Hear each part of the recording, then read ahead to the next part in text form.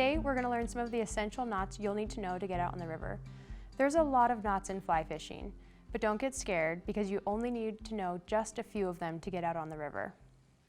We talked a little bit about how fly fishing is different from other forms of fishing, and when we talked about that, we mentioned that there's a weighted line in fly fishing that goes on the reel.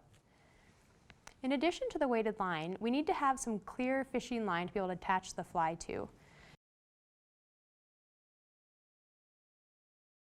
That's why I want to introduce you guys to both a leader and tippet. A leader is typically, when fishing for trout, about 9 feet long. This is a long, tapered, clear piece of leader. Taper means goes from thick to thin. The thickest part will attach to the fly line, and on the thinnest part, we're going to attach the fly. Leaders come in different sizes. Similar to fly sizes, it uses an inverse system, meaning the smaller the diameter of the leader, the larger the number. So for example, this is a 5X leader. If I were to get a 6X leader or a 7X leader, both those leaders will be smaller in diameter than the 5X leader.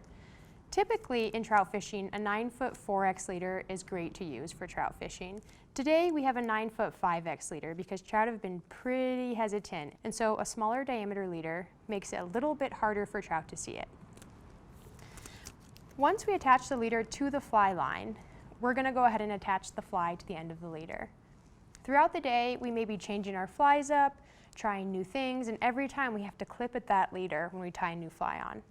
In order to extend the life of the leader so it always maintains a distance of about 9 feet, we extend the life of the leader using tippet. Tippet is a spool of basically clear fishing line that we can attach to the leader. This is where knots come into play. We obviously need to know the knot where we tie the fly onto the leader, but we may also need to know the knot of how to connect two leaders of similar diameter to each other. So let's get started.